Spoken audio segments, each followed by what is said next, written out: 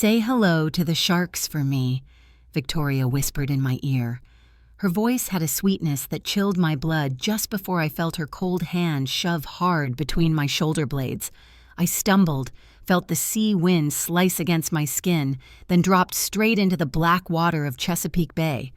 In that terrible moment, I caught the eyes of my only son, David. He stood frozen, neither saving me nor speaking, just watching his mother sink. Salt water flooded my mouth, its bitterness mixing with a pain nothing could match. The supposed recovery cruise was only the opening act of betrayal. In that knife-cold water, I swore that if I lived, I would teach them what real fear feels like. The worst pain wasn't the frigid water cutting through my clothes, dragging me down. No, it was the look in my son's eyes as he watched me fall. Not horror, not regret, just empty acceptance.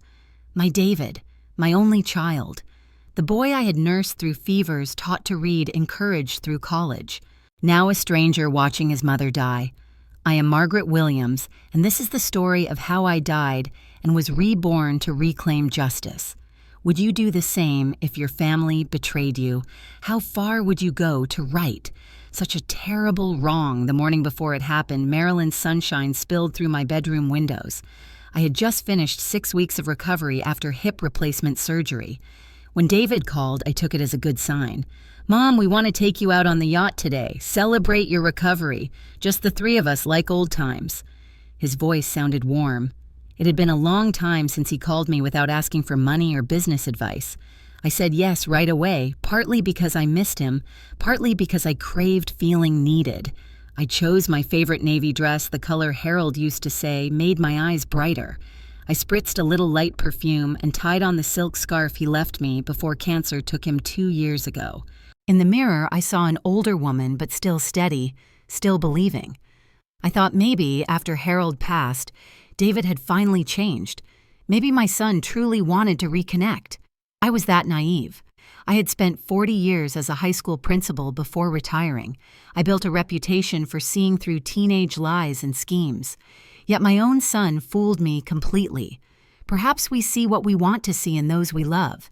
The desire for connection can blind us to the most obvious warning signs. Harold and I had built a life of service and achievement. He created Williams Tech from our garage, developing medical software that revolutionized patient care in hospitals across America. I dedicated my life to education, becoming principal of Lincoln High School, turning one of the worst-performing schools in Baltimore into a model of academic excellence. We worked hard, saved wisely, and built a fortune neither of us had ever imagined possible. David grew up watching us work. As a child, he would sit in Harold's office playing with spare computer parts while his father coded late into the night. During summers, he would visit me at school, helping organize books in the library or repaint classroom walls. We thought we were teaching him the value of hard work, the importance of building something meaningful. Now I wondered what lessons he had actually learned. When I reached the marina, I saw Margaret's legacy carved on the side of the sleek white yacht. I had never given permission for that name. The yacht had been Harold's pride, not mine. Harold Williams had built Williams Tech from our garage, transforming it into a medical software company worth billions. The yacht was his one indulgence. Now it bore my name without my consent. The morning was perfect for sailing. Clear blue skies stretched above the water, glistened with sunlight, and a gentle breeze carried the scent of salt and possibility. Under different circumstances, it would have been idyllic. Instead, as I approached the dock, I felt an inexplicable heaviness in my chest, a warning I chose to ignore. David opened his arms as I stepped aboard. "Mom, you look beautiful today. You need to relax more often." His hug felt cold, missing the weight of real affection. Victoria stood behind him. Designer sunglasses, dark red lipstick, a smile sharp as a blade. "You look wonderful, Margaret. I'll make you a mimosa, something special for today." I thanked her, though my heart dipped. Victoria had always been perfectly polite, perfectly groomed, and perfectly impossible to know. She worked marketing at a competitor's firm when she met David. Harold had warned me about her. "That woman wants the Williams name, not our son," he'd said. I had defended her then, wanting David to be happy. Another mistake to add to my growing collection. As Victoria disappeared into the cabin to prepare drinks, I took a moment to look around the yacht. Everything gleamed, meticulously maintained. Harold had always insisted on excellence in all things. "Quality isn't expensive," he used to say, "it's priceless." The yacht was a testament to that philosophy, every detail considered, every surface immaculate. David began adjusting the lines, preparing to set sail. I watched him, remembering how Harold had taught him to sail when he was just 10 years old. Those summer days on the bay had been some of our happiest as a family. David learning to read the wind, Harold patiently explaining navigation, me preparing picnic lunches they would devour after hours on the water. When had those memories faded for David? When had money become more important than love? Sometimes your body knows danger before your mind accepts it. As the yacht pulled away and the engine hummed beneath us, I felt a heaviness in my stomach that wasn't just the gentle rocking of the boat. The water shimmered silver around us, peaceful and vast. I leaned back into the leather seat sea breeze, lifting my mostly gray hair. Everything was calm. Too calm. Victoria returned with drinks, handing me a mimosa in a crystal flute. "Drink up, Margaret. It's a celebration." I noticed how her phone sat on the table camera angled toward me, not for a selfie, but recording my every move. When she thought I wasn't looking, she adjusted it slightly, ensuring I remained in frame. Why would she need video of her mother-in-law enjoying a boat ride? "Beautiful day, isn't it?" I said deliberately, not touching the drink. "Reminds me of when David was young and we'd spend every weekend out on the water with Harold." Victoria smiled tightly. "David has told me so many stories about those days." "Has he?" I looked at my son. "Which ones are your favorites to tell David?" He hesitated just a fraction too long. "All of them, Mom. Those were good times." The non-answer hung in the air between us.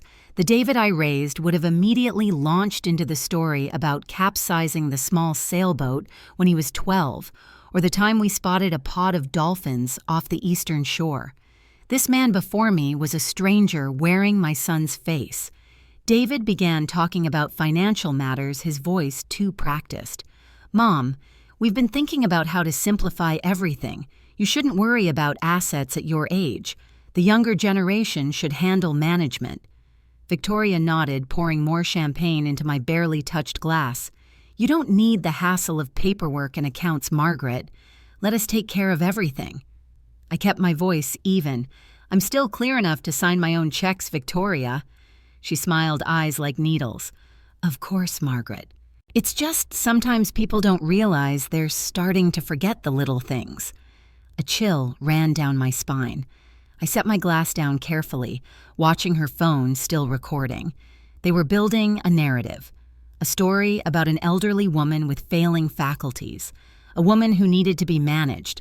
A woman whose signature on papers transferring her assets wouldn't be questioned if she were to have an unfortunate accident. "What do you mean by forgetting the little things?" I asked, making direct eye contact with her. "I'd like you to be specific."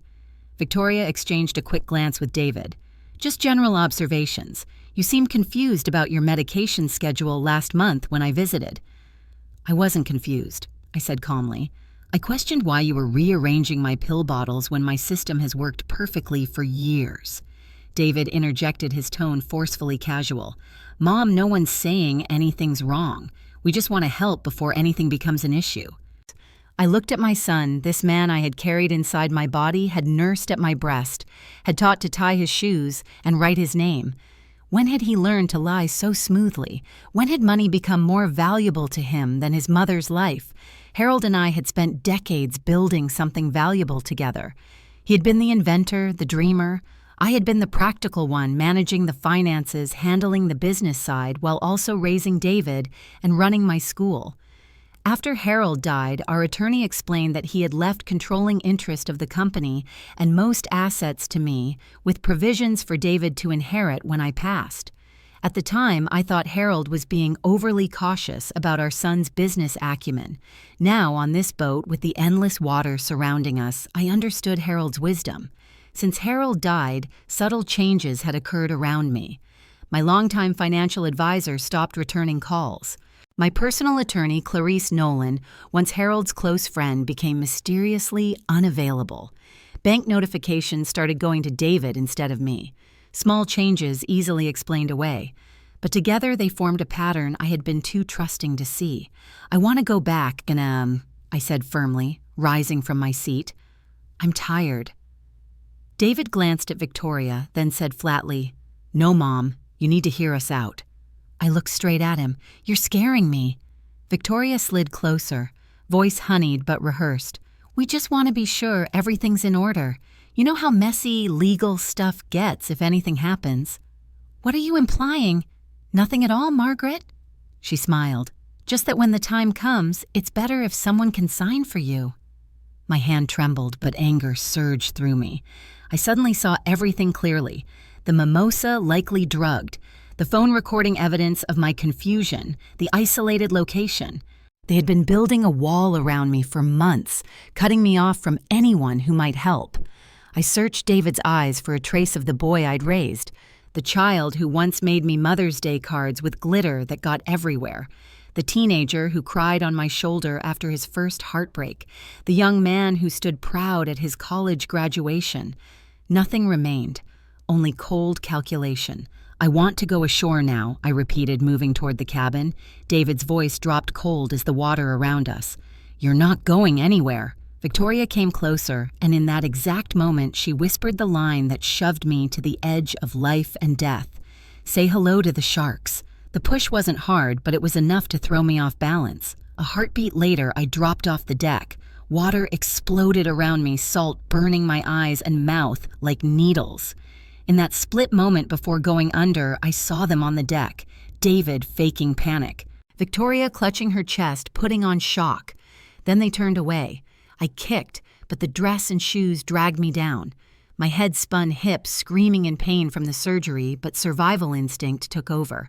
Harold and I had swum every morning in this bay for 20 years. He used to say, "The ocean doesn't kill you, Margaret, fear does." I held my breath, kicked hard, and aimed toward a distant light, some small fishing boat. Every yard felt like fire burning through my lungs, but I didn't stop. The face of my son kept appearing before me, those empty eyes showing no love, only relief. The water was frigid despite the warm day, a shock to my system that both hurt and helped. The cold numbed the pain in my hip while simultaneously sharpening my mind. I fought against the weight of my waterlogged clothes, against the current, trying to pull me further from shore, against the disbelief that my own flesh and blood had done this to me. With each stroke, memories flashed before me. David as a toddler, his small hand in mine as we walked through our neighborhood. David at 8, proudly showing off the computer program he'd created with Harold's help. David at 16, sullen and rebellious, pushing against the high expectations his father set. David at his wedding, handsome in his tuxedo, looking at Victoria with such hope and love. Had it all been a lie, or had something fundamental changed in him? When had money become more important than the mother who had given him life, who had cheered at every baseball game, who had stayed up all night helping him prepare for college interviews?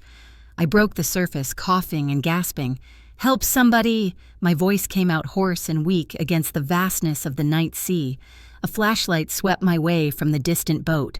A rough male voice barked, "Holy hell! Someone's in the water! Hold that line! Pull her up!" I grabbed the rope they threw, and sunburned arms hauled me onto a rough wooden deck. I collapsed, shaking so hard my bones rattled. The smells of salt motor oil and gasoline smoke became the sweetest sense of survival. A weathered man threw a blanket around me. His face was lined with years of sun and wind, his hands calloused from a lifetime of work on the water. Behind him stood a teenage girl, her eyes wide with concern. "Ma'am, what happened? Where'd you fall from?" the man asked. I opened my mouth, breath-ragged voice shaking. "Don't call the Coast Guard. Let them think I'm dead." He held my gaze more than surprised. Something like compassion crossed his face. "Name's Walter. Walter Johnson," he said quietly. "People usually say that when they're running from the devil." I nodded. "Not the devil. My own blood." Walter exchanged a glance with the girl. "This is my granddaughter, Zoe. We'll get you warmed up, then figure out next steps." Have you ever had a moment when everything you believed about your life shattered in an instant? When you realized the people closest to you were strangers wearing familiar faces? Walter's fishing boat had a small cabin where Zoe brought me hot tea. My hands trembled so badly I could barely hold the cup. The girl watched me with curious, kind eyes. "Drink," she urged. "It's cold out there. You could have died." "That was the plan," I said, my voice still raw from salt water. Walter studied me from the doorway. His eyes held the wisdom of someone who had seen much of life's darkness, but chosen to remain kind anyway. "Lady, I've been on these waters 40 years, seen folks fall off boats, but never met someone who didn't want to be found after." I looked up at him. "My name is Margaret Williams. My son and his wife pushed me off that yacht. They want me declared dead so they can take everything." Zoe gasped, but Walter just nodded slowly. "I was in Vietnam. Saw the worst people can do, but family turning on family?" He shook his head. "That's a special kind of evil." I wrapped the blanket tighter, feeling every one of my 68 years. I need somewhere to stay, somewhere they won't look. "I know a place," Walter said. "Woman named Elena Rodriguez runs a little inn called Harbor Light. She doesn't ask questions." As we approached the shore, I watched distant lights of other boats. One of them might be Margaret's legacy, returning to harbor David and Victoria, preparing their story about the tragic accident. The grieving son, the supportive daughter-in-law, the confused elderly woman who slipped over the rail. I tried to imagine what they were saying to each other. Were they celebrating their success? Was Victoria reassuring David that they had done the right thing? Or was there perhaps a flicker of regret in my son's heart, some small ember of the child I had raised still alive within the man who had betrayed me? Walter's boat cut through the dark water, the engine a steady heartbeat beneath us. Zoe sat beside me, her young face thoughtful. "My grandmother had Alzheimer's," she said suddenly. "Is that what they're saying about you, that you're confused?" I nodded, surprised by her perception. "That's what people do," she said with the startling clarity of youth. "When they want to take control from old people, they say they can't remember things, can't make decisions, even when it's not true." "When did you get so wise?" I asked. She shrugged. "I listen, and I watch. People don't notice teenagers much." Walter guided the boat into a small sheltered cove away from the main marina. "We'll dock here, less chance of being seen." Lena's Inn was a weathered 2-story building with faded blue paint and window boxes full of geraniums. She opened the door at Walter's knock, taking in my soaked clothes and haunted expression without comment. She was about my age, with silver-streaked dark hair pulled into a practical bun and eyes that had seen too much to be surprised by anything. "She needs shelter," Walter said simply. "Pays cash." Elena nodded. "Second-floor room at the end of the hall. Bathroom has hot water. I'll bring towels and dry clothes." In that small bathroom with peeling wallpaper, I stood under the scalding shower, watching salt water and tears circle the drain. My body ached, especially my healing hip, but I was alive. I looked at my reflection in the cloudy mirror. Gray hair plastered to my headlines etched deeper around my eyes, a bruise forming on my shoulder where Victoria had pushed me. I had died tonight. The trusting, naive Margaret Williams had drowned in Chesapeake Bay. The woman looking back at me was someone else entirely, someone harder, someone who would not rest until justice was served. Elena had left clean clothes outside the bathroom door, a simple cotton nightgown, worn but clean, and a thick robe. I dressed, then made my way downstairs. The inn was quiet, just a small sitting area with mismatched furniture and a tiny reception desk. Elena sat in an armchair reading glasses perched on her nose as she worked on a crossword puzzle. She looked up as I entered. "Feeling better? Cleaners," I said. "Not better." She nodded as if this made perfect sense. "Sit. I'll make tea." Elena disappeared into what I assumed was the kitchen, returning minutes later with a tray bearing a teapot, 2 mugs, and a plate of simple butter cookies. "Walter told me a little," she said, pouring the steaming tea, "but I'd like to hear from you if you're willing to share." So I told her everything, about Harold's death 2 years ago, about the subtle changes afterward, the gradual isolation as David and Victoria took control of more aspects of my life. the yacht trip, the push into dark water. Elena listened without interruption, her face betraying nothing but quiet attention. When I finished, she was silent for a long moment. Then she said, "They will move quickly now. With you presumed dead, they'll want to secure everything before questions arise."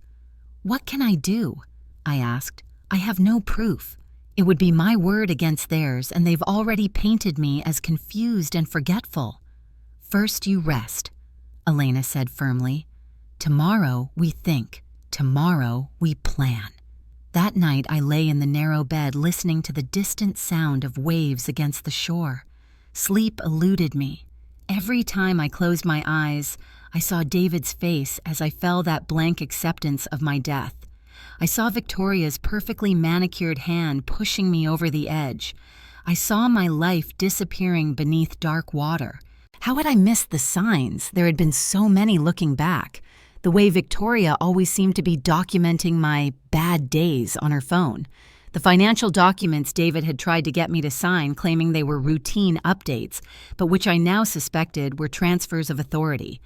The new doctors they had insisted I see, who always seemed more interested in my mental state than my physical health.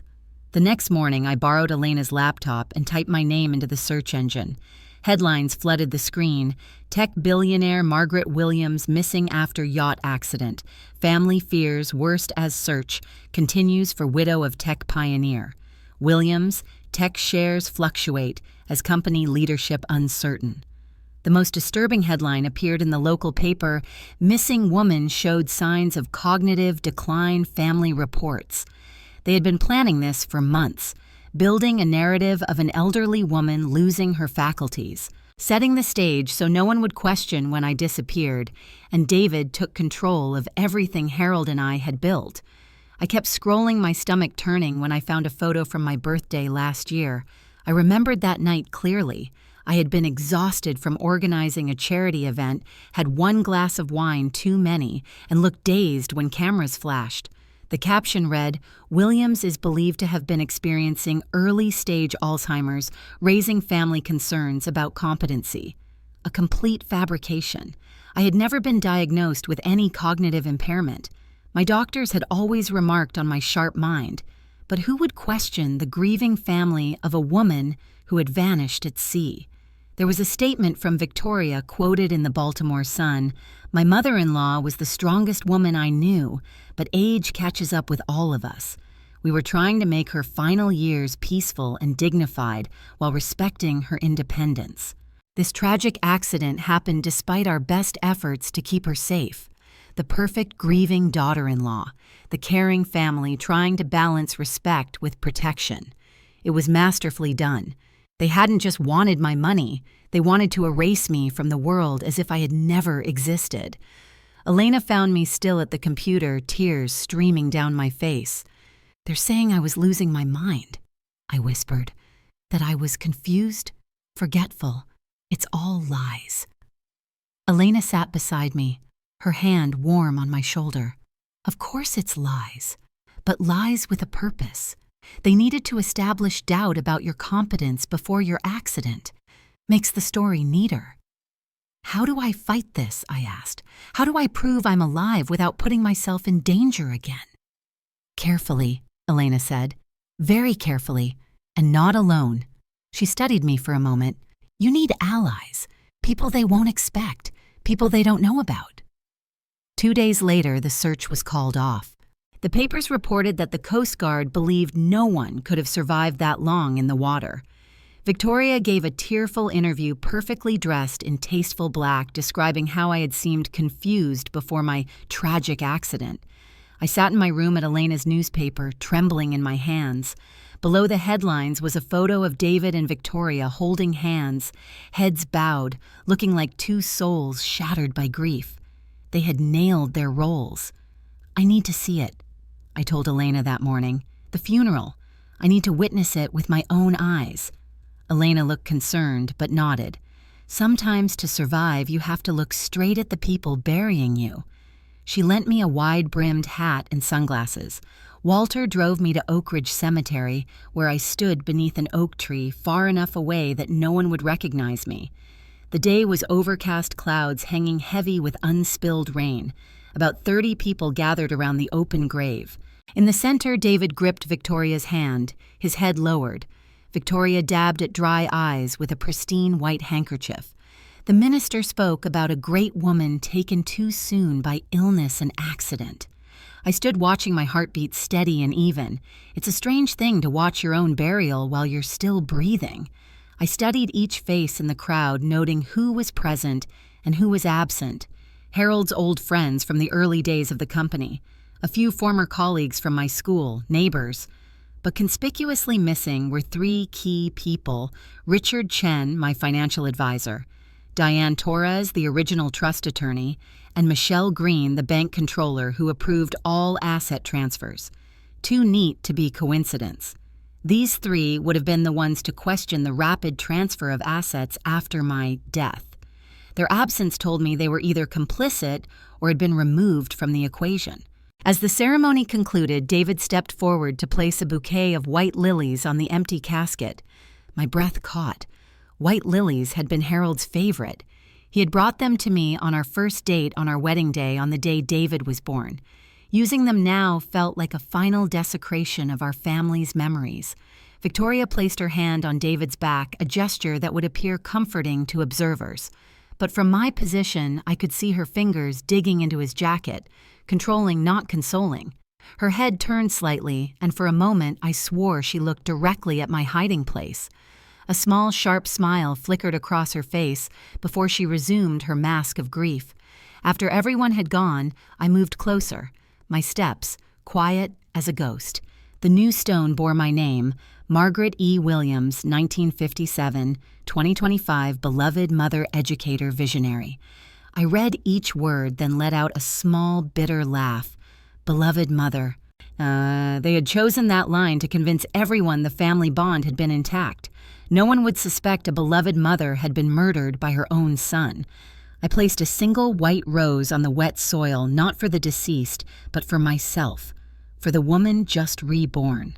I'm not dead, I whispered to the empty grave, and soon everyone will know the truth.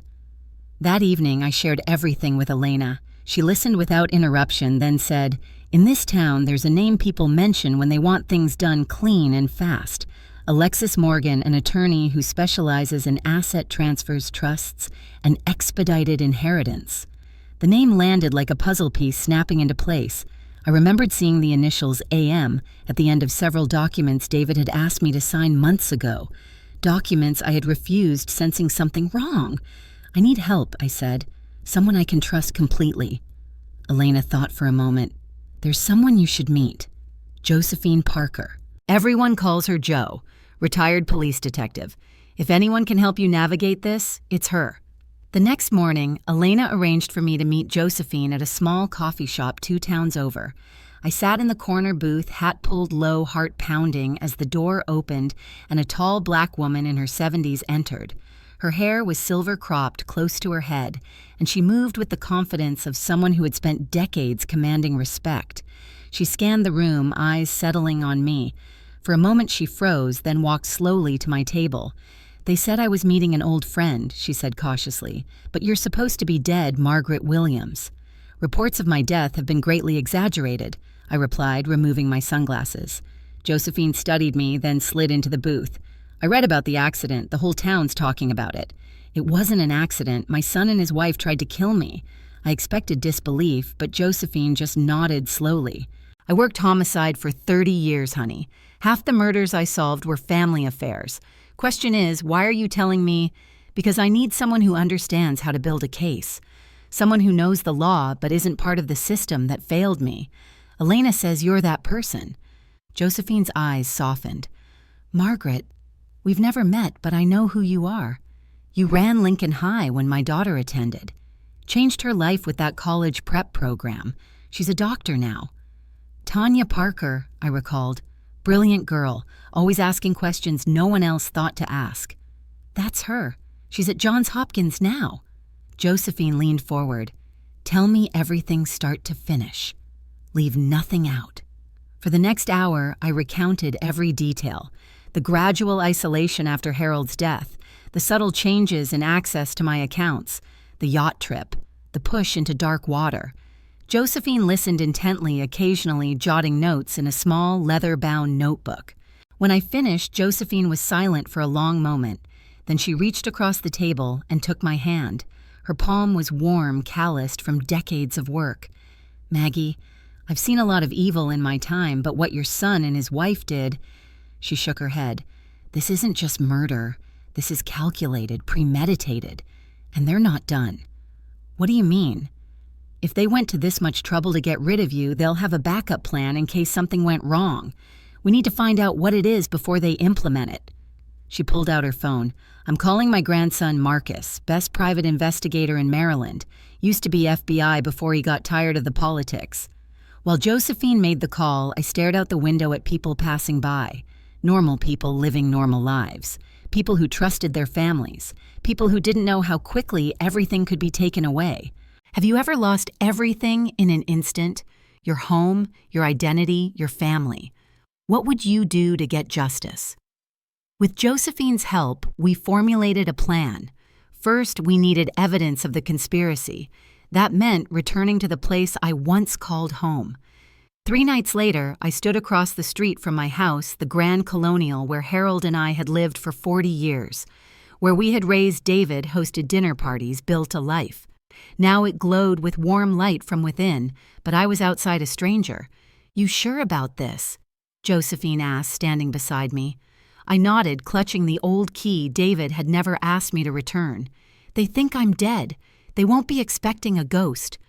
We waited until after midnight. The street was silent, houses dark. I approached from the back through the garden I had tended for decades. The roses were neglected now, already withering without my care. The key slid into the lock with a quiet click. Inside the house was cold and too pristine, not abandoned but maintained differently. The hallway rug had no dust. The furniture was rearranged. The air carried Victoria's expensive perfume.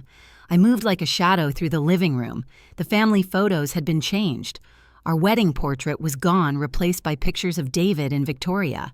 Every trace of me erased as if they were test driving a life without me. I stopped at Harold's office door. It had always been his sanctuary where he worked late into the night on his inventions. After his death, I had preserved it exactly as he left it. Now the door was ajar, light spilling out. I pushed it open. The room had been transformed. Harold's old desk remained, but now it was covered with papers, files, and a laptop. The walls were plastered with notes, a whiteboard filled with writing, and in the center a thick file stamped in bold letters, "Project Margaret Phase 3 Accident." My hands trembled as I opened it. In the dim light, I could make out Victoria's handwriting. "Observation patient confused about dates, forgets medications, record on video, add sedatives to nighttime dosage. Prepare petition for declaration of incapacity. AM approved." Those initials, again, AM, Alexis Morgan. And at the bottom, a full signature, Alexis Morgan Escuman. I used the small camera Josephine had given me to photograph every page. Each click of the shutter felt like counting down to something inevitable. My hands shook with anger and disbelief as I documented their betrayal. Page after page revealed a methodical plan to destroy me, not just physically, but to erase my identity, my dignity, my very existence. They had tracked my every move, noted conversations out of context, created a fiction of a woman losing her grip on reality. It was monstrous in its detail, its calculation. The whiteboard was divided into 4 columns. Phase 1, create medical profile. Completed Phase 2, secure asset authority. Completed Phase 3, boating accident. Completed Phase 4, court declares incapacity, finalize inheritance. In process, David had written at the bottom, must complete before audit committee intervenes. I sank into Harold's chair, overwhelmed.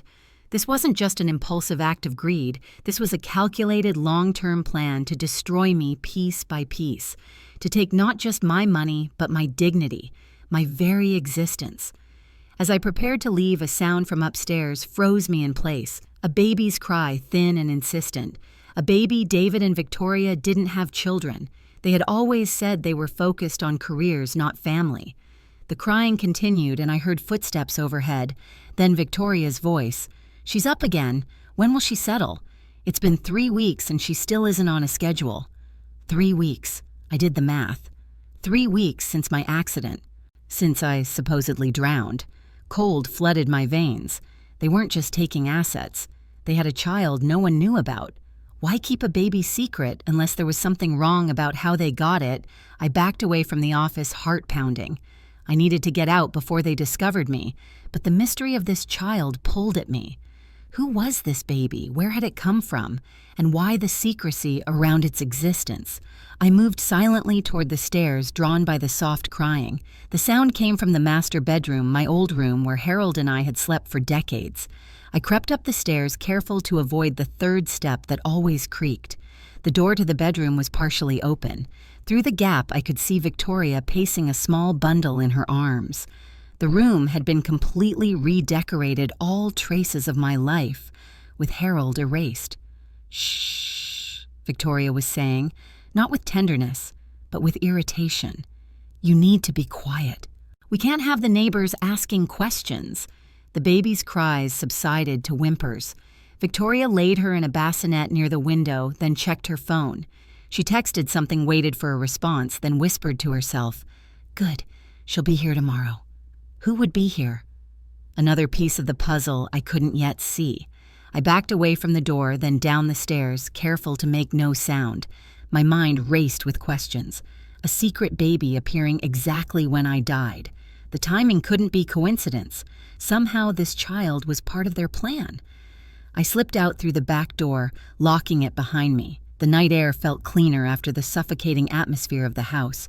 I made my way through the garden, past the rose bushes Harold had planted for our 30th anniversary, past the bench where we used to sit and watch the sunset. Josephine waited in her car down the block. I slid into the passenger seat, my hands still trembling. "Did you get what you needed?" she asked. "That and more," I said. "They have a baby, Joe, a 3-week-old baby no one knows about." "A baby?" Josephine's eyebrows rose. "That's unexpected." "And suspicious," I added. "Why would they hide a pregnancy? Why would the baby appear exactly when I disappeared? It's connected somehow, I know it." "We'll figure it out," Josephine assured me. My grandson Marcus is the best at digging up secrets. If there's something to find about that baby, he'll find it. As we drove away from what used to be my home, I looked back one last time. The house stood elegant and imposing against the night sky, lights glowing from within, a picture of affluence and stability. But I knew the truth now. Inside those walls was corruption, betrayal, and secrets yet to be uncovered. I had died in that house, the trusting woman I once was, drowned in Chesapeake Bay. But something new had been born, a woman with nothing left to lose. A woman determined to uncover the truth, no matter the cost. What would you do if you discovered your family's betrayal went deeper than you ever imagined? Would you run and save yourself? Or would you fight to expose the truth, no matter the cost? The morning after my midnight visit to my former home, I sat at Elena's kitchen table, my hands wrapped around a mug of tea that had long gone cold. My mind kept returning to the baby's cry, thin and insistent, cutting through the silence of that house like an accusation. "You've been quiet," Elena said, refilling my mug with fresh hot water. "What did you find last night?" I showed her the photographs I'd taken of the Project Margaret file, the whiteboard, with its clinical phases of my elimination. Elena's face darkened as she scrolled through the images. "These people," she murmured, "so calculated." "There's something else," I said. "They have a baby, a newborn about 3 weeks old." Victoria was holding it, complaining that it wouldn't sleep through the night. Elena looked up sharply. "A baby? I thought they didn't have children." "They didn't, at least not until very recently. The timing is too perfect. This child appeared exactly when I died." Elena placed the camera on the table, her expression troubled. "In my years running this inn, I've seen people hiding from many things, abusive spouses, debt collectors, their own mistakes. But this," she shook her head, "this feels bigger than just your son and his wife." "What do you mean? The level of planning, the clinical nature of it, this Project Margaret, the timing of everything, this feels like something that's been done before." Her words sent a chill through me. Could there be others? Other elderly parents who had suffered accidents after their children became impatient for inheritance. There's a name that comes up in these files, I said. Alexis Morgan. The initials AM appear throughout the documents. She's an attorney who specializes in asset transfers and expedited inheritance. Elena nodded slowly. I've heard that name. About a year ago, there was a dispute over the estate of a wealthy retiree named James Peterson. His children claimed he had dementia and needed supervised care.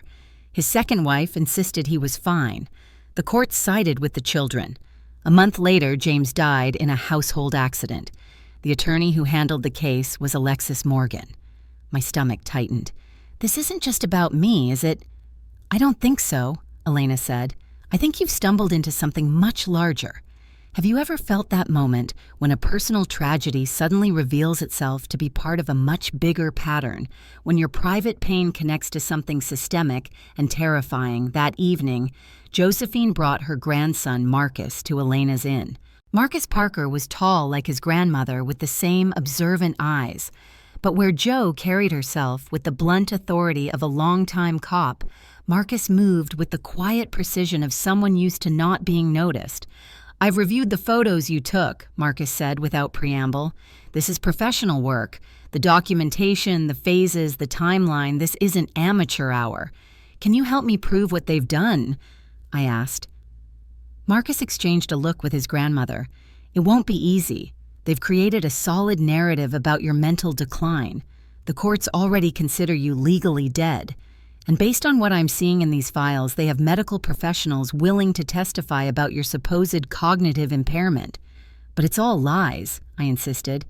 I know, Marcus said gently, but lies with extensive documentation become very convincing. We need to be strategic about this. He opened his laptop. First, let's map out everyone connected to this situation.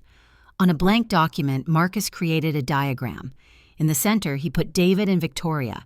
From there, he drew lines to Alexis Morgan, to the doctors mentioned in the files, to the financial advisors who had suddenly become unavailable to me. What we're looking at, he said, is a network. Not just a couple acting alone, but a coordinated effort involving multiple professionals. Josephine leaned forward. That makes this conspiracy to commit murder fraud and likely a dozen other felonies. If we can prove it, Marcus cautioned. Right now, we have photos of documents that, if challenged in court, could be claimed to be fabricated by a grieving woman with mental issues. So what do? I asked. We need more, Marcus said. More evidence, more connections, and most importantly, we need to understand about that baby, because that's the piece that doesn't fit the standard inheritance grab. I can help with that, Elena interjected. I have a friend who works at the county records office. She could check if there's any birth certificate filed recently for a Williams baby. Marcus nodded. That's a start. Meanwhile, I'll dig into Alexis Morgan's background and case history. If this is a pattern, there will be traces. What about me? I asked. I can't just sit here waiting. Actually, Josephine said, you might be our strongest asset precisely because they think you're dead. They'll be less careful, more likely to make mistakes, believing no one is watching them. I thought of David and Victoria in my home raising a mysterious child, thinking they had gotten away with my murder. The idea that they were sleeping peacefully while I was forced to hide burned inside me like acid. I want to know more about that baby, I said. Something doesn't add up. That night, I couldn't sleep. Every time I closed my eyes, I heard that thin cry echoing through the house that used to be mine. Why would David and Victoria suddenly have a child they had never mentioned? Why keep it secret? And why now? The next morning, Elena returned from the county records office with troubling news. There's no birth certificate filed for any baby with the last name Williams in the past 6 months, she said. But my friend mentioned something strange. She said there's been a noticeable increase in expedited birth certificate processing in the past year, all handled by the same law firm. Let me guess, I said. Morgan and Associates. Elena nodded. The very same. Marcus arrived an hour later, his expression grim. I've been looking into Alexis Morgan, he said. She's not just any attorney. Before starting her own practice, she worked for Chesapeake Family Health Institute. A health institute? I frowned. What kind? On paper, it's a fertility and family planning center. Very exclusive, very discreet. But there have been rumors about ethical concerns. Nothing proven, but enough smoke to suggest fire. Josephine joined us, bringing coffee for everyone. What kind of ethical concerns? Mostly around consent issues, Marcus said. There was an investigation 5 years ago about whether all surrogates were fully informed about medical procedures. The case was settled quietly and sealed. Surrogates, I repeated the word, hanging in the air between us. You think the baby I saw could be from a surrogate, Marcus finished. It would explain the timing, the secrecy. But why? I asked. Why would they need a surrogate baby right when they were planning to get rid of me? Josephine and Marcus exchanged a look, and suddenly I understood. An heir, I breathed. They needed an heir to the Williams fortune, a child to inherit what they couldn't legally claim themselves. It makes sense, Marcus said. David isn't the primary beneficiary of your estate, is he? I shook my head. No. Harold set up the trust so that David would receive an annual income, but the bulk of the estate would pass to our grandchildren when they reached 30. He was always concerned that David didn't have the business sense to manage the whole fortune. So, if there's no grandchild, Josephine began, then the assets remain in trust for charitable purposes, I finished. Harold was very specific about that. There's your motive for the sudden baby, Marcus said. They needed a legitimate Williams heir to unlock the full inheritance. I felt sick, not just at the calculation of it all, but at the thought of an innocent child being brought into the world as part of such a scheme. We need to look into Chesapeake Family Health Institute, I said. If that's where the baby came from, there might be records, witnesses. Marcus nodded. I'll start there. But we need to be careful. If this network is as extensive as I suspect, they'll have people watching for inquiries. For the next 3 days, we worked methodically. Marcus used his investigative skills to build profiles on everyone connected to Alexis Morgan and the Health Institute. Josephine reached out to old contacts in law enforcement, quietly asking about similar cases without revealing our specific situation.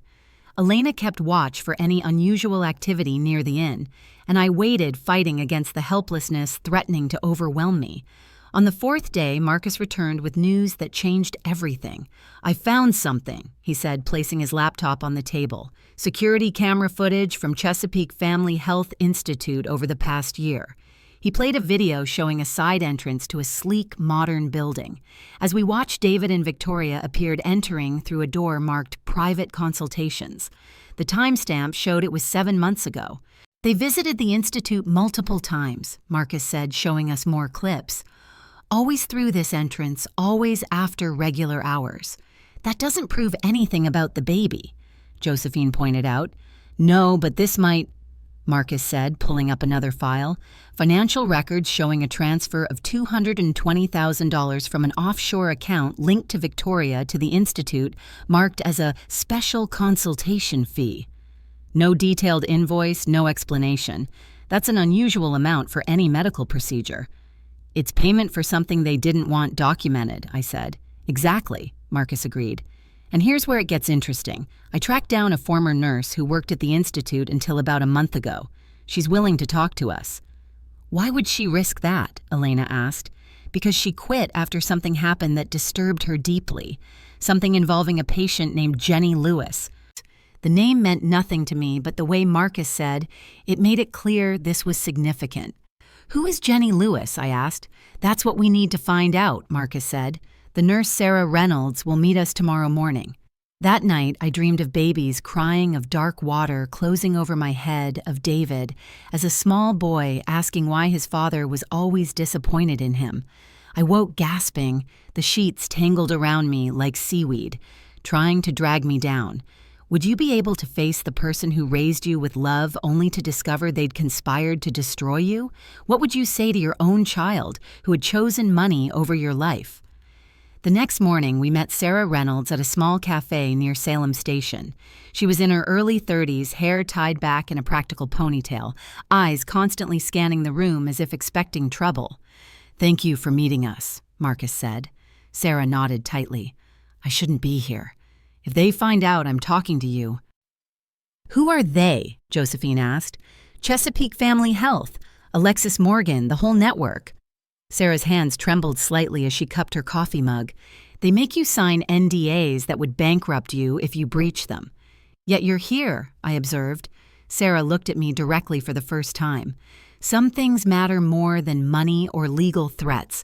What happened to Jenny Lewis was wrong, criminal. Tell us about Jenny, Marcus prompted gently. Sarah took a deep breath. Jenny Lewis was 18 from West Virginia. Smart girl, wanted to go to college but couldn't afford it. She signed up with the Institute's private heritage program as a surrogate. The money was good enough to pay for a full college education. What is the private heritage program exactly, I asked. Officially, it's a high-end surrogacy service for wealthy clients who want complete privacy. No names on public records, no connection to the surrogate. Everything handled through the Institute and legal intermediaries. And unofficially, Josephine pressed. Sarah glanced around nervously. Unofficially, it's a way for rich people to get babies without questions. Some of the surrogates are barely adults. Many don't fully understand what they're agreeing to. The clients remain anonymous even to the medical staff most of the time. What happened to Jenny Lewis? Marcus asked. Sarah's eyes filled with tears. She was caring for a wealthy couple. The pregnancy was normal, healthy. Blood pressure, heart rate, all the markers were good. She was due in early October. 3 weeks ago. I said, the timing aligning perfectly with my accident and the baby's appearance. Sarah nodded. The night she went into labor, I was on shift. Everything was progressing normally until Dr. Hoffman came in. He said he needed to administer a routine injection to support labor. I questioned it because it wasn't in Jenny's chart, but he dismissed me. Sarah paused, swallowing hard. 20 minutes later, Jenny started seizing. Then her heart stopped. They tried to revive her, but... She shook her head. The baby was delivered by emergency C-section. Healthy girl, 7 pounds, 2 ounces. And the couple? Marcus asked quietly. They came to collect the baby the next morning. I never saw them clearly. Hospital policy kept surrogates and clients separated, but I heard the woman call the man D. When they signed the final papers, I glimpsed the initials D and V. My heart pounded so loudly I was sure everyone in the cafe could hear it. David and Victoria, D and V. What happened after Jenny died? Josephine asked. The official report said obstetric complications, but there was nothing complicated about Jenny's case until that injection. The next day, the Institute director had everyone sign new NDAs specifically about Jenny's case. That's when I knew something was wrong. I quit a week later. Do you know what happened to Jenny's body? Marcus asked. The Institute handled it, said they contacted her family, but I tried calling the number in her file later, and it was disconnected. A cold certainty settled in my stomach. They didn't just take my life, I said quietly. They took hers too. Sarah looked at me confused. I'm sorry, who are you? Why are you investigating this? I exchanged a glance with Josephine, who nodded slightly. My name is Margaret Williams. 3 weeks ago, my son David and his wife Victoria tried to kill me by pushing me off a yacht. They needed me dead so they could claim my fortune, and they needed Jenny's baby as their heir to access the full inheritance. Sarah's face drained of color. Oh my God. The baby you saw, I continued, the one in my house, that's Jenny's daughter. They murdered Jenny for her baby, Sarah whispered. And they tried to murder you for your money. And they're going to get away with both unless we can prove what they've done, Marcus said. As we left the cafe, the weight of what we'd learned settled over us. This wasn't just about me anymore. A young woman had died. Her baby had been taken. How many others had fallen victim to this network of predators? We need more evidence, Marcus said as we drove back to Harbor Light Inn. Sarah's testimony is powerful, but without medical records or official documentation of what really happened to Jenny, it could be dismissed as hearsay. What about the baby? I asked. DNA testing could prove she's not David and Victoria's biological child. That would require getting access to the baby, Josephine pointed out. And right now, we can't even prove you're alive, let alone get a court order for DNA testing. There has to be a way, I insisted. I can't let them get away with this. Not just for my sake, but for Jenny Lewis and her child. Back at the inn, Elena had news of her own. "While you were gone, I did some digging," she said. "I asked around about similar cases, elderly people with substantial assets who died unexpectedly after children or relatives showed concern about their mental capacity." "And," Josephine prompted, "I found 5 cases in the past 3 years just in this region. All followed the same pattern. All had documents processed by Morgan and Associates. All had medical evaluations from doctors affiliated with Chesapeake Family Health." "It's a system," Marcus said grimly, "a well-oiled machine for eliminating inconvenient elders and transferring their assets." "We need to get inside my house again," I said suddenly. "The baby's there, the evidence is there, and I need to know who's caring for Jenny's child." "That's too dangerous," Josephine objected. "They already tried to kill you once." "But they think they succeeded," I pointed out. "They won't be expecting me." Marcus considered this. "Actually, there might be a way. I've been monitoring their movements. David and Victoria leave the house every Tuesday from about 10 a.m. to 2 p.m. They go to the Morgan and Associates office, presumably to handle the ongoing legal work of your estate." 4 hours, I said. "That's enough time to get in, find what we need, and get out." "You're not going alone," Josephine stated firmly. "That's non-negotiable." "No," I agreed. "I'll need help. And we'll need to be prepared to document everything we find." We spent the next 5 days planning every detail. Marcus set up surveillance on my house, confirming the Tuesday pattern. He also prepared recording devices and cameras. Josephine mapped out the fastest escape routes. Elena reached out to her network, ensuring we had safe places to go if things went wrong. I thought constantly about Jenny Lewis, barely more than a girl who had died, so that my son and his wife could complete their scheme. I thought about her baby now in their care, an innocent pawn in their greedy game. What would they tell that child as she grew up? What lies would they spin about her origins? When Tuesday came, I was ready. I dressed simply in clothes Elena had provided, my hair covered by a scarf, sunglasses hiding my eyes. Marcus dropped me off a block from the house, then took up position in a van with surveillance equipment. At precisely 10:15 a.m., I watched David's car pull out of the driveway with him and Victoria inside. I waited 15 minutes more, then approached the house from the side entrance. The key still worked. Inside the house was quiet except for faint music coming from upstairs. I moved cautiously through the familiar rooms, now rendered strange by the changes they had made. In the living room, large portraits of David and Victoria had replaced family photos. In the dining room, Harold's antique china cabinet was gone, replaced by something sleek and modern.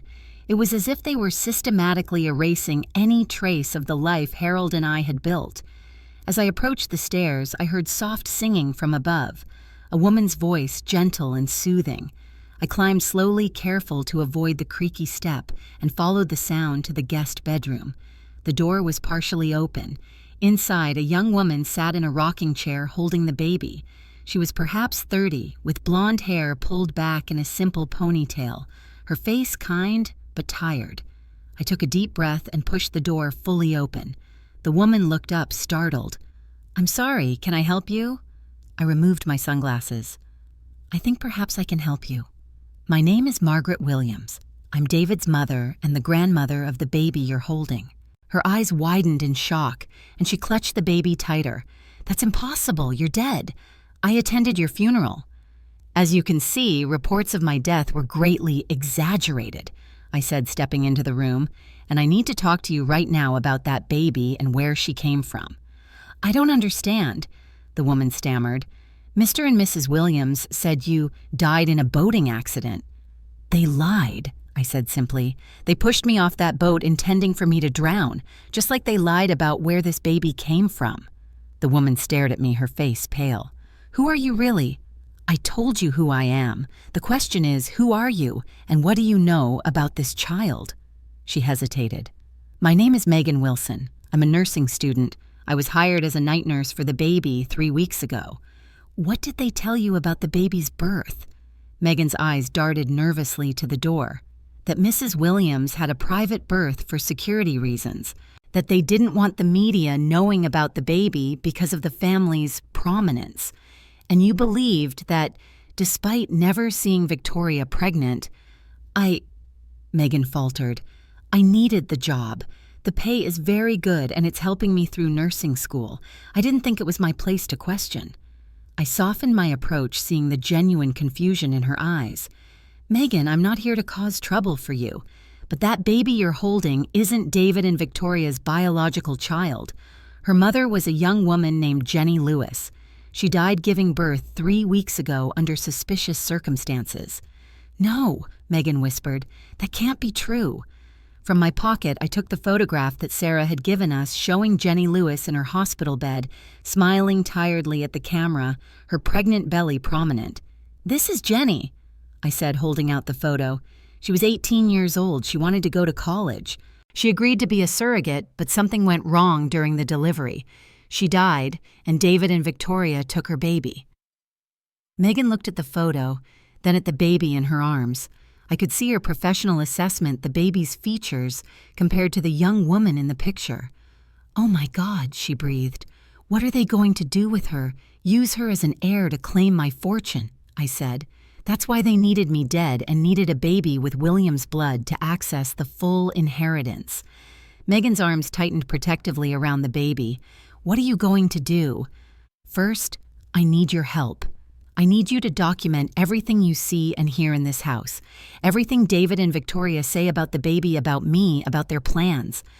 You want me to spy on them? Megan asked, her voice shaking. I want you to help me protect this child and get justice for her mother, I corrected, and for me. Megan looked down at the sleeping baby, then back at me. If what you're saying is true, this is monstrous. It is, I agreed. And there's evidence suggesting they've done this to others. Elderly people with assets, young women like Jenny. This is bigger than just my family. A long moment passed as Megan considered everything I told her. Finally, she nodded. What do you need me to do? My shoulders sagged in relief. A man named Marcus will be here shortly to install some recording devices. Small, undetectable. You'll need to act normally, continue caring for the baby, but document everything you can.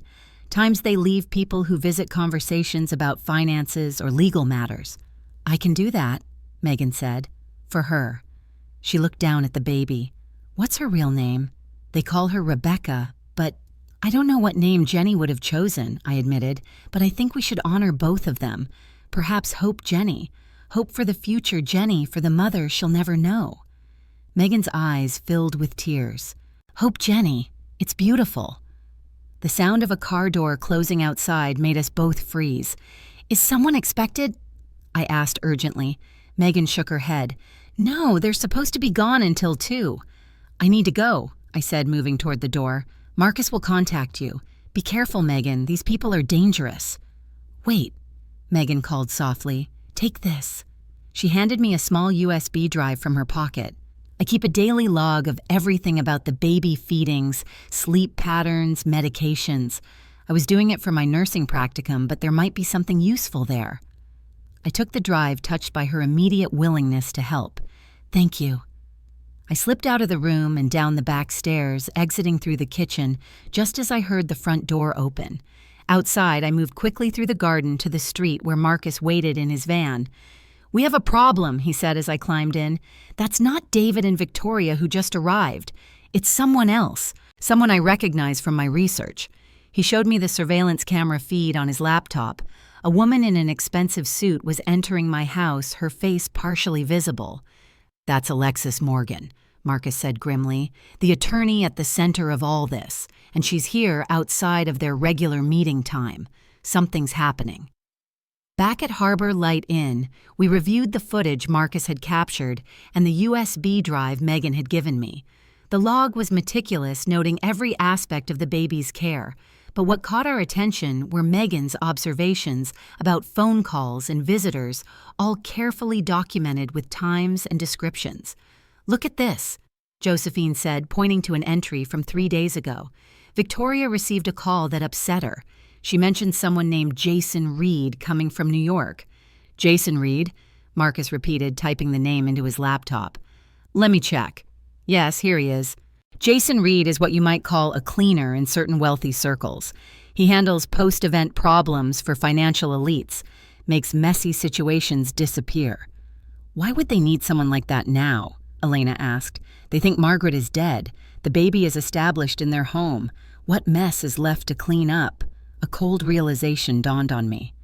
They're tying up loose ends. Sarah Reynolds, the nurse who talked to us. Jenny Lewis's family. Anyone who might ask questions. Marcus nodded grimly. That would be standard procedure for an operation like this.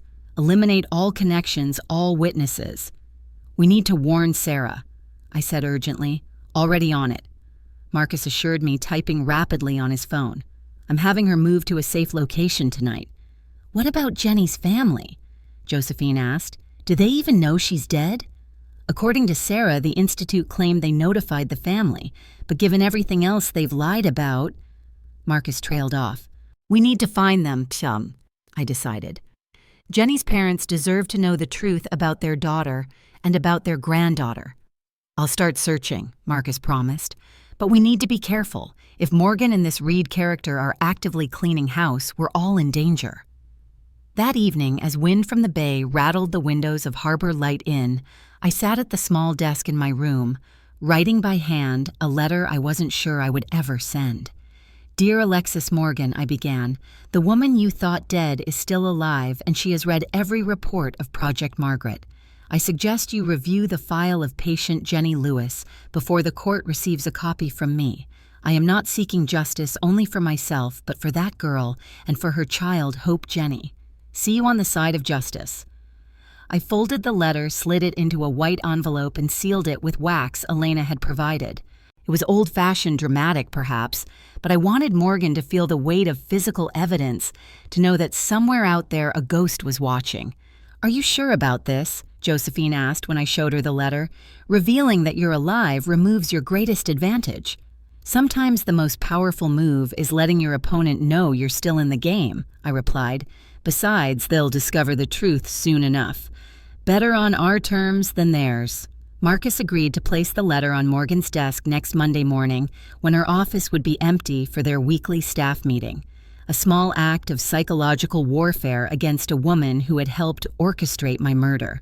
As I prepared for bed that night, I thought about Hope Jenny sleeping in what used to be my home, unaware of the darkness surrounding her birth, the schemes and deaths that had preceded her existence, an innocent child caught in a web of adult greed. I thought of my own son David, the boy I had raised with such love, now a stranger capable of watching his mother drown without lifting a finger to save her. What had happened to that sensitive child? Had he always harbored this capacity for betrayal, or had Victoria's influence corrupted him completely? And I thought of Harold, my partner of 45 years, the brilliant, difficult man who had foreseen the potential for trouble and tried to protect me through his legal arrangements. People show you who they are eventually, Margaret, he used to say. The trick is paying attention when they do. I hadn't paid attention. I had been blind to the changes in David, deaf to Harold's warnings about Victoria, unwilling to see the machinery of betrayal being assembled around me. But now my eyes were wide open. As I drifted toward sleep, I made a silent promise to 3 people to Jenny Lewis that her death would not go unpunished. To Hope Jenny that she would grow up knowing both the truth and love, and to myself that I would reclaim not just my fortune and my name, but my dignity and power. The wind outside grew stronger, rain beginning to patter against the windows. A storm was coming to Chesapeake Bay, and so was I. Have you ever stood at the edge of a major confrontation, knowing that once you step forward, nothing will ever be the same? What gives you the courage to take that step when everything is at risk? The Chesapeake Bay wind carried damp and cold through Harbor Light Inn's windows as morning broke. I sat in the corner of my room, listening to the waves beating against the rocks below my heart, strangely calm. Today was the day of the inheritance procedure, when David, Victoria, and Alexis Morgan would finalize my death on paper. It was also the day they would realize that the dead woman could still fight back. The letter I had written 3 days ago had been delivered by Marcus precisely at 8:15 that morning. By now, Alexis Morgan would have returned from her morning coffee to find it centered on her pristine desk. I imagined her manicured fingers breaking the wax seal, her eyes widening as she read my words. I pictured the color draining from her face as she realized their perfect plan had a critical flaw. I was still alive. "Ready?" Josephine asked, entering my room with a steaming cup of coffee. I nodded, accepting the cup. "As ready as I'll ever be to confront my would-be killers." "The recording equipment is all in place," she said, sitting opposite me. "Marcus spent half the night ensuring everything will capture crystal clear audio and video. Every word they say will be documented." "And Megan, is she safe?" "She took the baby to the panic room in the basement as planned. Walter is waiting in the alley behind the house in case they need emergency extraction." I took a deep breath, feeling the weight of what we were about to do. This wasn't just about my justice anymore. It was about Jenny Lewis, about Hope Jenny, about who knows how many other victims of this network. "You don't have to do this in person," Josephine reminded me gently. "We have enough evidence to take to the authorities." I shook my head. "No, they need to see me. They need to look into the eyes of the woman they tried to kill. Besides, the authorities might dismiss our evidence as circumstantial without a direct confession." My phone buzzed with a text from Marcus. "Movement at Morgan's office. All 3 subjects leaving in a hurry. ETA to Williams' residence approximately 20 minutes. "It's time," I said, rising from my chair. I wore the deep blue dress Harold had given me on our 40th anniversary. It was perhaps overly dramatic, but there was power in symbolism.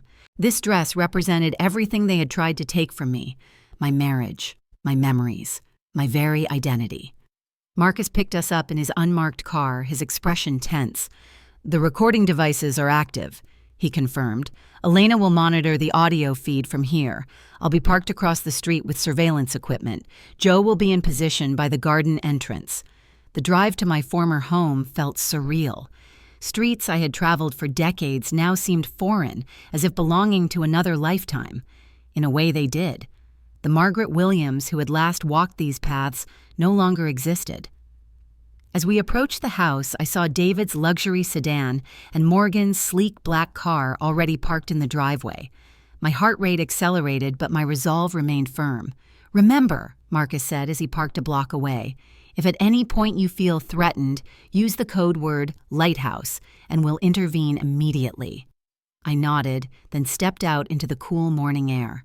Walking the final distance to my home, I felt almost weightless, as if I had transcended normal human concerns. There is a strange freedom in having lost everything you discover what truly matters. The front door still had my key hidden beneath the potted orchid. Some habits it seemed even David couldn't break. I let myself in silently, hearing raised voices from the living room. "This is impossible," Victoria was saying, her voice higher than normal. "She's dead. We watched her go under." "Then explain this," Alexis Morgan snapped back. I could hear paper rustling my letter.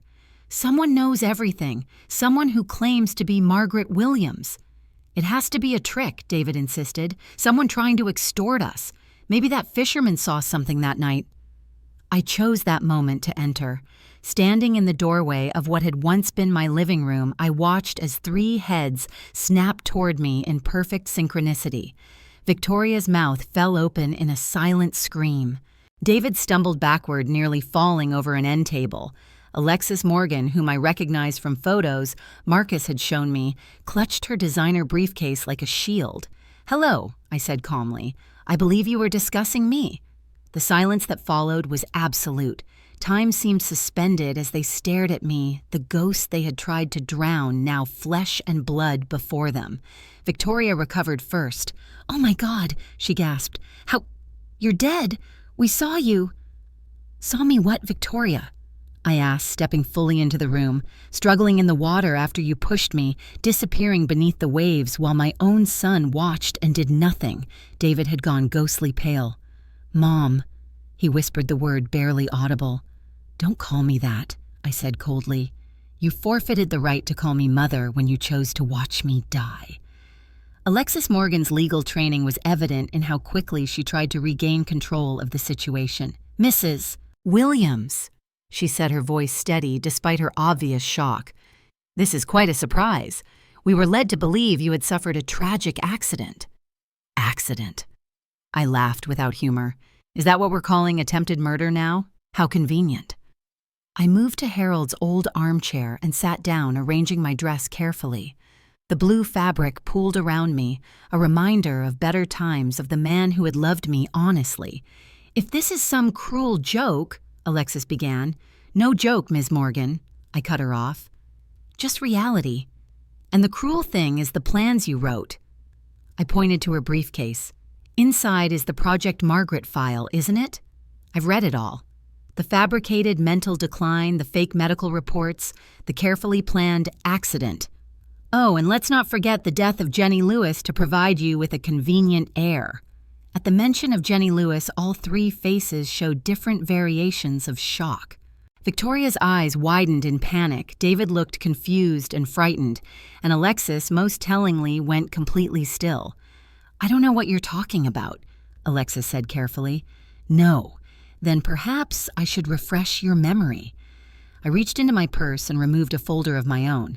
Project Margaret Phase 1. Create medical profile suggesting cognitive decline. Phase 2.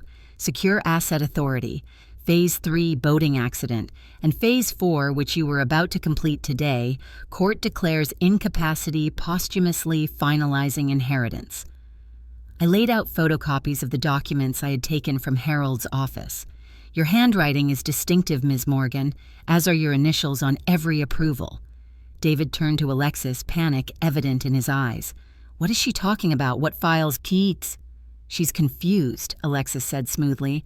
These could be fabricated documents. Confused, I repeated. That's been your narrative for months, hasn't it? Poor confused Margaret losing her grip on reality. So convenient when you need to justify stealing someone's fortune. A thin cry rose from somewhere in the house, hoped Jenny, awakening from her nap. Victoria flinched at the sound, her eyes darting nervously toward the stairs. Ah, yes, I said. The baby. The final piece of your plan. You needed an heir to access the full Williams fortune since Harold's will specified grandchildren as the ultimate beneficiaries. David's face showed genuine bewilderment. What are you talking about? Rebecca is our daughter. Rebecca, I shook my head. Her name is Hope Jenny, named for the mother who died giving birth to her. Jenny Lewis, the 18-year-old girl who thought she was helping a childless couple not providing an heir for murderers. Victoria's composure cracked. Shut up. You don't know anything. I know everything, Victoria. I've spoken with Sarah Reynolds, the nurse who was present when Jenny died after receiving an injection that wasn't in her chart. I know about the $220,000 payment to Chesapeake Family Health Institute. I know this wasn't just about me. It's a system you've used before, targeting elderly people with assets, fabricating mental decline, arranging accidents. Alexis Morgan's professional mask slipped for just a moment, revealing fear. These are serious accusations without evidence. I smiled coldly. Oh, I have evidence. Every word in this room is being recorded. The documents have been copied and distributed to multiple secure locations, and Megan Wilson has been documenting everything she's seen and heard in this house for the past week. At the mention of Megan, Victoria gasped. The nurse? She's been spying for you. She's been documenting the truth, I corrected. About the baby, about your conversations regarding my estate, about the call concerning someone named Jason Reed coming from New York to handle cleanup. The mention of Reed's name hit a nerve. Alexis glanced sharply at Victoria, who had the decency to look alarmed that I knew this detail. You're making wild accusations, Alexis said, but her voice lacked conviction. Am I? Then explain why Jenny Lewis's death was ruled obstetric complications when she had a perfectly healthy pregnancy. Explain why her family was never properly notified. Explain why a birth certificate for Rebecca Williams was expedited through your law firm when Victoria was never pregnant. David looked increasingly distressed, turning to Victoria. What is she talking about? You said the surrogate process was all legal, that the birth mother had voluntarily given up her rights. Victoria's face hardened. Don't be naive, David. We needed an heir to access the trust. Your father made sure you couldn't control the assets without a child. But you said... David trailed off, the full horror of what had happened seemingly dawning on him for the first time. "Your wife lied," I said to my son, "about the baby, about me, about everything. The question is, how much did you know?" David shook his head, looking lost. "I knew we needed to have you declared incompetent. Victoria said it was for your own good that you were declining mentally. The doctors confirmed it. But I didn't know about Jenny Lewis. I didn't know Victoria planned to push you off the boat. It was supposed to be just a scare tactic to get you to sign the papers." "Liar," Victoria hissed at him. "You were there. You watched. You did nothing to stop it." "Because I was drugged," David shot back. "You put something in my drink, not Mom's. By the time I realized what was happening, it was too late. I could barely stand." This revelation sent a shock through me. Had David truly been as much a victim as I was, the memory of his vacant expression as I fell suddenly made more sense. Not callousness, but drug-induced helplessness. Alexis Morgan seemed to sense the alliance fracturing. "Enough," she said sharply. "This proves nothing. Mrs. Williams, if you take these wild accusations public, you'll face substantial defamation lawsuits." I leaned forward, looking directly at her. "Ms. Morgan, let me be clear. I'm not here to negotiate. I'm here to inform you that your operation is finished. The FBI has been provided with evidence of your involvement in multiple suspicious deaths, fraudulent legal proceedings, and medical malpractice." "You're bluffing," she said, but uncertainty had crept into her voice. "Am I?" "Tell me, how many clients have you helped access inheritances early? How many elderly people with cognitive decline have suffered convenient accidents after your firm handled their paperwork?" A flash of genuine fear crossed Morgan's face. "I only followed protocols," she said, voice lowered. "The medical assessments came from licensed physicians. The legal framework was sound." "Sound for murder and theft," I replied. "How many, Alexis?" She swallowed. 39 cases resolved, she said finally, her voice clinical despite the monstrous admission. "All legally documented with medical and legal sign-offs, none prosecuted." Victoria made a small triumphant sound. "See, all legal. You've got nothing." I turned to her feeling a mix of disgust and pity. Legal like paying cash to a fertility clinic for expedited services, like swapping a birth certificate, like hiring someone to stage a boating accident for your mother-in-law, all nice and legal. David gripped the chair arms, face ashen. "Oh God, what have we done?" "Not we," I said. "Victoria and Alexis. The question is, what are you going to do now, David?" Before he could answer, Victoria's phone rang. She glanced at it, then paled visibly. "I need to take this," she mumbled, stepping toward the hallway. "Stay where you are," I commanded, surprised by the authority in my own voice. "Your cleaner can wait." Victoria froze, then slowly turned back. "How do you know who's calling? Jason Reed coming to tie up loose ends to make sure Sarah Reynolds can't testify about what happened to Jenny Lewis. Maybe to handle the inconvenient problem of Megan knowing too much about the baby." The baby's cry rose again, more insistent this time. From somewhere in the house, a door opened and we heard footsteps on the stairs. "Victoria!" Alexis hissed. "Control this situation!" Victoria's face transformed calculation, replacing fear. "Margaret," she said, voice suddenly gentle, reasonable. "We can work this out. Whatever you want, money the house back, regular visits with Rebecca. There's no need for this to become a legal nightmare." "It's far beyond that," I replied. "This isn't a negotiation. It's a reckoning." At that moment, the door to the living room opened and Megan appeared with Hope Jenny in her arms.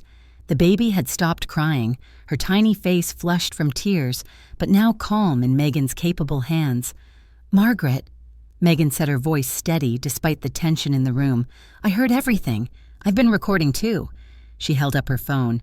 "Including Victoria's call last night to this Reed person discussing how to handle me once I was no longer needed." Victoria lunged toward Megan. "Give me my daughter." "She's not your daughter," Megan said, stepping back, "and I'm not letting you near her." "This is absurd," Alexis snapped. "That child legally belongs to the Williamses." "Based on fraudulent paperwork you processed," I countered. Suddenly, the sound of a police siren wailed outside, then abruptly cut off. Blue and red lights flashed through the windows. "What did you do?" Victoria demanded, panic rising in her voice. "I didn't call them," I said truthfully, "but it seems someone did." Marcus's voice came through the hidden speaker system he had installed. "FBI agents are approaching the house. Stay where you are." Victoria made a desperate dash for the back door, but Josephine was already there, blocking her path. "Going somewhere?" Jo asked, her former police authority evident in her stance. The front door opened with a sharp crack as FBI agents entered, led by a woman in her 40s with a no-nonsense expression. "Alexis Morgan, Victoria Williams, you're under arrest for conspiracy to commit murder, fraud, and medical malpractice," she announced. As agents read Miranda rights and applied handcuffs, I remained seated in Harold's chair, watching the scene unfold with an odd sense of detachment. Justice was arriving, but it brought no joy, only a heavy recognition of how much had been lost to reach this moment. David was handcuffed as well, though the lead agent, who introduced herself as Special Agent Jennifer Wilson, approached me afterward. "Mrs. Williams, your cooperation has been invaluable. Your son's involvement will need to be fully investigated, but his testimony about being drugged will be taken into consideration." I nodded, watching as David was led away. Despite everything, a mother's heart still ached at seeing her child in handcuffs. "The baby," I said to Agent Wilson.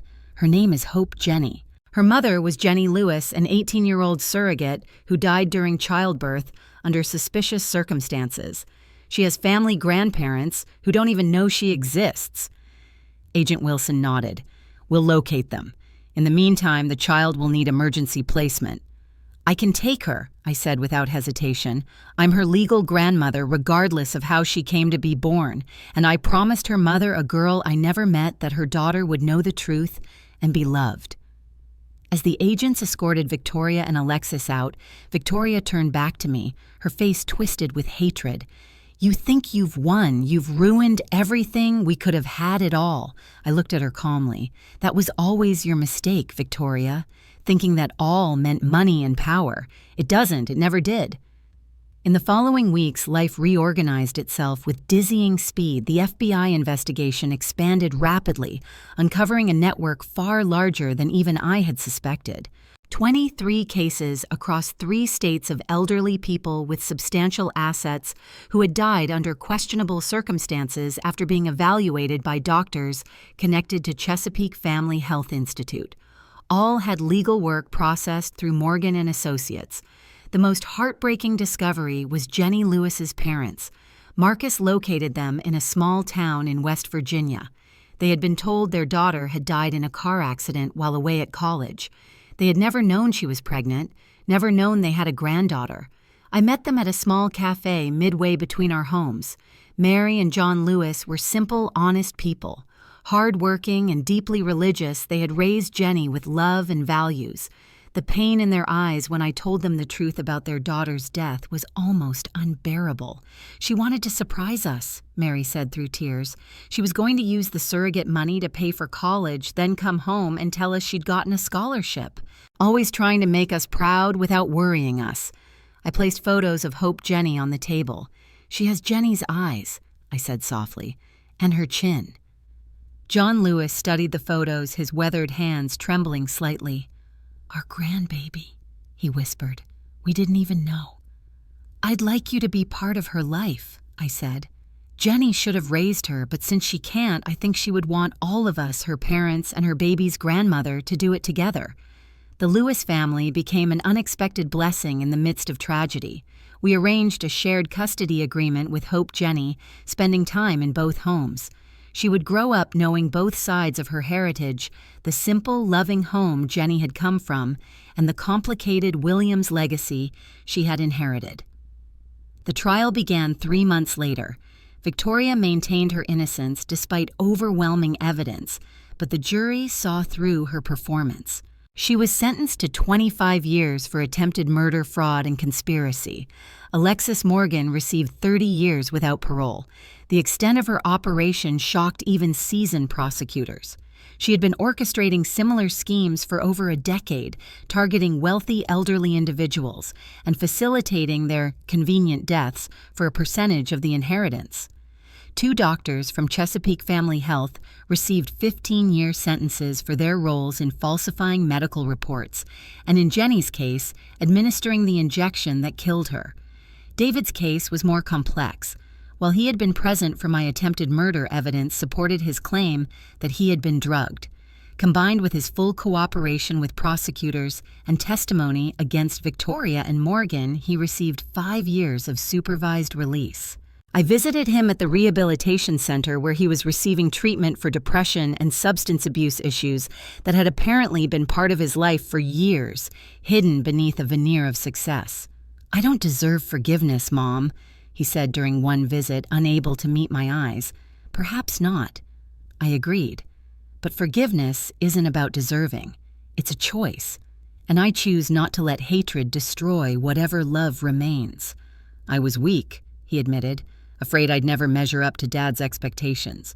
Victoria promised she could fix everything, make me the successful son he always wanted. "Harold loved you," I said gently, in his own way. He wasn't good at showing it. "Can we start over someday?" he asked hesitantly. "I want Hope Jenny to know her real grandmother, not the fiction Victoria created." "One step at a time," I said. "Trust takes years to build and seconds to break. Rebuilding it will take time."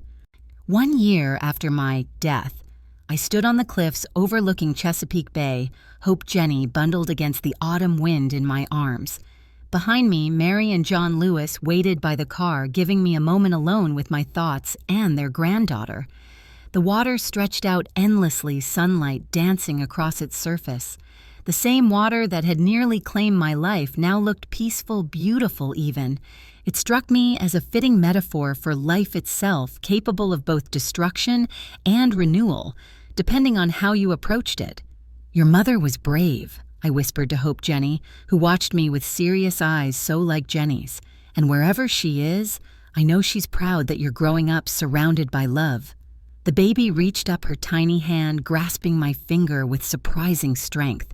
In that grip, I felt a promise that life continues, that love perseveres, that justice, while imperfect, can still be found if we're brave enough to seek it. With the settlement from the criminal cases and civil suits, I established the Jenny Lewis Foundation, dedicated to protecting vulnerable elders from financial exploitation and supporting young women in need. It wouldn't bring back those who had been lost, but it would create something meaningful from the pain. Eleanor's Harbor Light Inn became the Foundation's first community center, offering free legal advice to seniors and scholarships to young women from disadvantaged backgrounds. Elena ran the daily operations, bringing the same quiet compassion to each person who walked through the door that she had once shown to me. Walter Johnson and his granddaughter Zoe became regular visitors, with Walter teaching fishing skills to Foundation youth programs, and Zoe, now in pre-med studies, mentoring scholarship recipients. Josephine Parker joined the Foundation's board, bringing her law enforcement expertise to develop training programs for police and social workers on recognizing signs of elder exploitation. And Marcus. He continued his private investigation work, but devoted half his time pro bono to the Foundation, using his skills to untangle complex cases of financial abuse that authorities might otherwise miss. As for me, I reclaimed my name, my identity, and my purpose. The woman who had been shoved into the dark waters of Chesapeake Bay had indeed died that night, but the woman who emerged was stronger, wiser, and more determined than ever to use whatever time remained to her for something meaningful. On Hope Jenny's first birthday, we gathered at the Lewis farm. Mary had baked a cake, John had built a tiny rocking chair, and I had brought a locket containing photos of both Jenny and Harold, the two people who should have been there to see this milestone. As the sun began to set, casting long shadows across the yard, I stepped away from the celebration for a moment. Looking out over the fields where Jenny had once played, I felt a profound sense of completion. Not happiness, too much had been lost for simple happiness, but something deeper, more enduring. "We did it, Jenny," I whispered to the wind. "Your daughter is safe.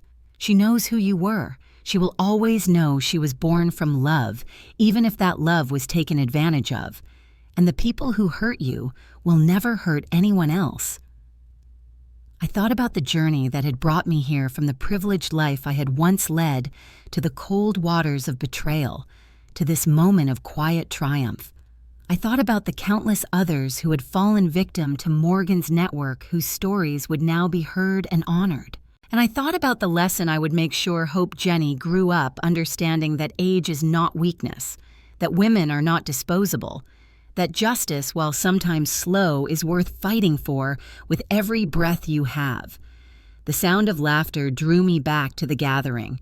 Hope Jenny was being passed from arms to arms, surrounded by people who would protect her with their lives. This makeshift family created from tragedy, but bound by love, was perhaps the most beautiful legacy of all. I rejoined the celebration, accepting a piece of cake from Mary Lewis, whose eyes still held sadness, but now contained joy as well. "Jenny would have loved this," she said quietly. "Yes," I agreed, "and in a way, she's here to see it." As night fell and stars appeared above the Lewis farm, I made one final silent promise to myself. I would live the rest of my days with purpose and integrity.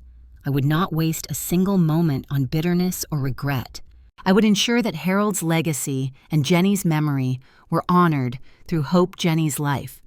I had been given a second chance that many never receive the opportunity to witness justice, to rebuild what was broken, to create meaning from tragedy. It was a gift I would not squander. "You know," John Lewis said as we stood watching the stars, "the good book says there's a time for everything, a time to mourn and a time to dance." I nodded, feeling the truth of his words settle into my bones. "I think maybe," he continued, "we're coming to that time to dance." "Yes," I said, looking at Hope Jenny sleeping peacefully in Mary's arms. "I believe we are." Have you ever stood at the crossroads of tragedy and hope? Have you found the courage to rebuild after everything was taken from you? Remember this: it's never too late to reclaim your story. It's never too late to seek justice, to create meaning, to choose love over bitterness. Age isn't weakness. It's strength, wisdom, and the power to recognize what truly matters. And sometimes a single honest word can topple an empire of lies.